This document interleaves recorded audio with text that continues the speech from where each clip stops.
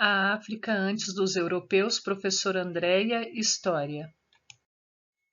O objetivo desse vídeo é conhecer um pouco a África antes da chegada dos europeus e antes da escravidão moderna. Mas existe muita ideia equivocada acerca da África. Muitas pessoas falam da África como se ela fosse um único país, mas ela é formada por cerca de 50 países e trata-se de um continente. Por se tratar de um continente, a África apresenta diferentes paisagens naturais, mas não tem só savana e vida selvagem. A África também tem desertos, tem até pinguins. Tem ainda a vida urbana e a vida rural. Também é composta por diferentes povos com diferentes culturas, religiões e línguas.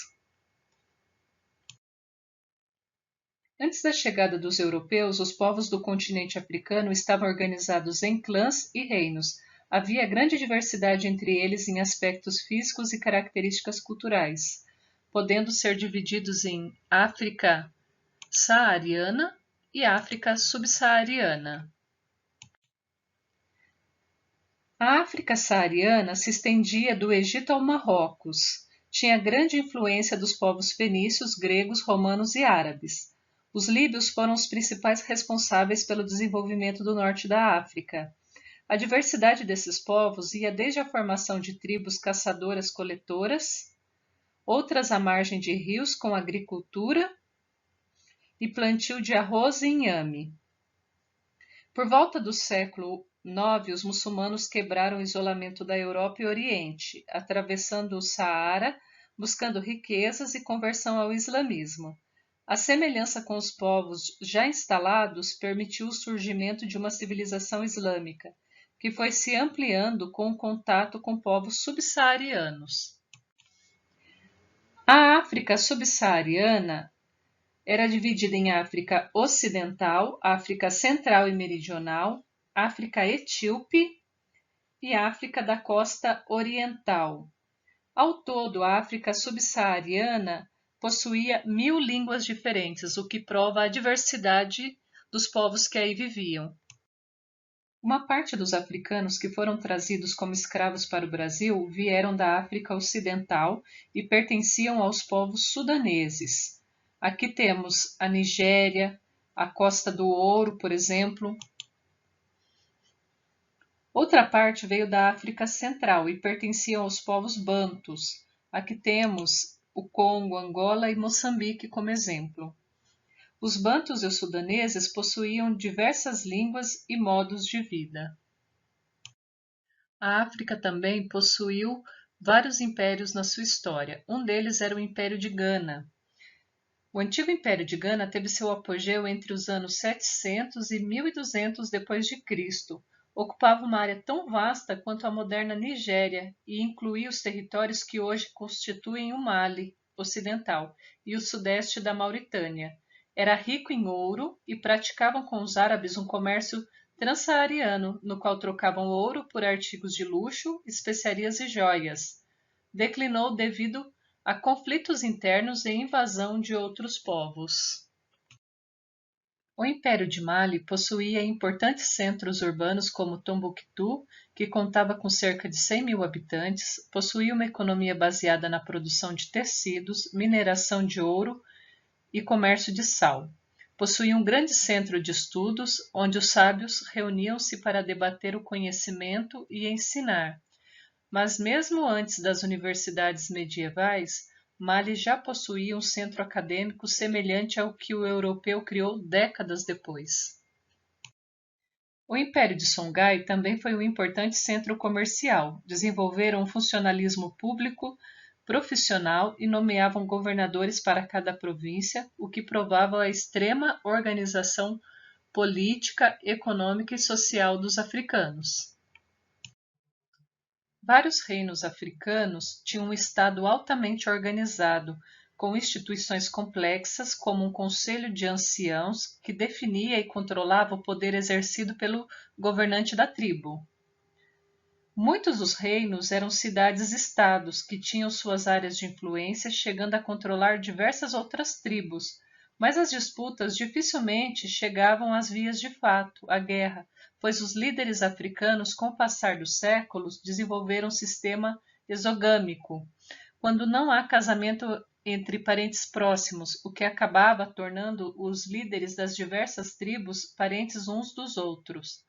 Então, vocês percebem, a estratégia de casar membros de uma tribo com de outra fazia com que todos fossem meio aparentados e fazia com que os conflitos também fossem resolvidos por meio de um acordo. Nós chamamos isso também de sociedades linhageiras. Os africanos tinham uma noção de Deus único, maior, criador, distante do homem, assim como no cristianismo ou no islamismo. Cada culto em cada região, o grupo étnico que ali vivia tinha suas particularidades, mas de um modo geral podemos dizer que a religião dos povos subsaarianos era bem parecida com a dos povos antigos, adoradores da natureza e de seus fenômenos naturais. Mas, mesmo antes da chegada dos colonizadores, boa parte da África havia se tornado islâmica, por influência árabe e também por conta do comércio. Mas também encontramos pequenas comunidades cristãs. Ou seja, não existe uma religião africana, uma religião predominante. Havia e há várias religiões na África. A escravidão, com certeza, é um dos piores acontecimentos da humanidade. Cercear o direito de liberdade é algo de extrema crueldade. Pense em não ter o direito à sua integridade física, isso somado ao fato de não ter o direito a viver com seus familiares e formar a sua própria família, e ainda não poder viver no seu país, falar a sua língua e manifestar sua religião. Isso são apenas alguns detalhes do que foi a escravidão. Eu estou me referindo à escravidão da Idade Moderna, na qual os colonizadores europeus, em fins do século XV, iniciaram o comércio de escravos. O objetivo desse vídeo é desmistificar algumas visões errôneas acerca da escravidão, que vêm sendo repetidas há séculos e que têm a função nada ingênua de culpar o próprio africano pela escravidão, inferiorizar os povos africanos e diminuir a responsabilidade dos países europeus que enriqueceram com o comércio humano e com a exploração dos seus recursos físicos e naturais. Vou dividir a explicação em 3 desculpas que vieram dos colonizadores e são repetidas no seio da sociedade em que vivemos. E o objetivo é de inferiorizar os afrodescendentes. Aqui só vão alguns exemplos, então vamos lá. A primeira desculpa é de que os africanos já praticavam escravidão antes dos europeus chegarem no século XV. Bem, essa afirmação é verdadeira, já havia escravidão na África antes dos europeus chegarem lá, mas era uma escravidão completamente diferente, não tinha violência gratuita. Na África havia basicamente 2 tipos de escravidão, a escravidão por guerra, como consequência da derrota, e a escravidão por dívida. Nesses 2 casos, não vemos interesses comerciais com a vida do outro, mas são formas de punição. Entretanto, em ambos os casos havia a possibilidade de se tornarem livres após o pagamento dessas dívidas. Já na escravidão cometida pelos europeus, o africano era tratado como uma mercadoria sem direitos e necessidades humanas preservados. Era como instrumentos de trabalho.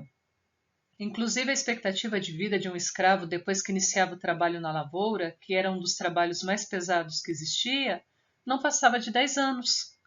Nesse período da história moderna, o comércio de escravos vai se tornar a prática mais lucrativa. Inclusive, quando pensamos em Brasil, dava mais lucro que vender açúcar. Então, justificar a escravidão dizendo que os africanos também praticavam escravidão não é justificativa. A segunda desculpa, e que muitas pessoas repetem, é de que os africanos foram escravizados porque eles eram povos muito atrasados. Mas por tudo que falamos nesse vídeo, percebemos que muito antes dos europeus chegarem na África, ela apresentava povos com muitos conhecimentos. Dominavam a metalurgia, a agricultura, o comércio, o artesanato. Esses povos possuíam ainda diferentes formas de organizações políticas e sociais, bem estruturadas.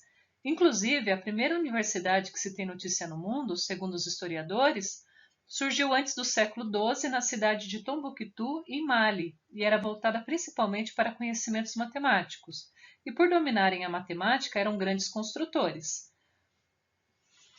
Então, gente, o correto seria afirmar que os africanos não foram escravizados porque eram muito atrasados. Pelo contrário, eles foram escravizados porque tinham muitos conhecimentos. E esses conhecimentos foram explorados durante o período colonial, pois os europeus estavam conquistando terras e precisavam de trabalhadores especializados como ferreiros, construtores, agricultores, artesãos, enfim. Também havia escravos que eram alfabetizados em árabe, enquanto seu senhor não sabia ler e escrever. Então, dizer ou justificar a escravidão dizendo que os africanos eram povos muito atrasados, isso não deve ser feito, isso é errado. A terceira desculpa é de que a África é pobre por culpa única e exclusiva dos africanos, mas a história não é bem essa. Vale a pena lembrar, como já falamos, que o continente africano é muito grande e nem todas as regiões vivem em extrema miséria, como é muito comum se acreditar. Ela apresenta realidades políticas, econômicas e sociais distintas. Mas quanto à miséria que algumas regiões enfrentam, temos dois fatos históricos que explicam bem essa situação atual. O primeiro fator é a colonização do século XV, na qual os europeus retiraram levas de jovens, homens e mulheres em idade de trabalho para abastecer principalmente as colônias americanas na agricultura e na mineração. O resultado desse processo foi deixar a África sem pessoas em idade de trabalho. Muitas sociedades foram condenadas por só restarem crianças e idosos que não tinham condições de prover seu próprio sustento. Outro fator é a neocolonização do século XIX, realizada por nações industrializadas como a Inglaterra, a França e a Alemanha, entre outros. O objetivo desse processo era explorar a matéria-prima africana, a mão de obra barata e o mercado consumidor. Esse processo foi violento e contou com a destruição cultural de muitas sociedades africanas. Essa destruição fez com que as novas gerações de africanos perdessem os conhecimentos que permitiram a sobrevivência dos seus ancestrais por gerações. Ou seja, dizer que a culpa é só da África tira da Europa todo o estrago que ela fez nos dois processos de colonização, do século XV e do século XIX. Então, não devemos fazer essa afirmação mais. Esse vídeo fica por aqui, mas veremos mais informações sobre a África e sua história ao longo do ano. Vamos terminar com uma frase de Nelson Mandela, o líder da luta pela igualdade racial na África do Sul. Ninguém nasce odiando outra pessoa, pela cor de sua pele, por sua origem ou ainda por sua religião. Para odiar, as pessoas precisam aprender. E se podem aprender a odiar, podem ser ensinadas a amar.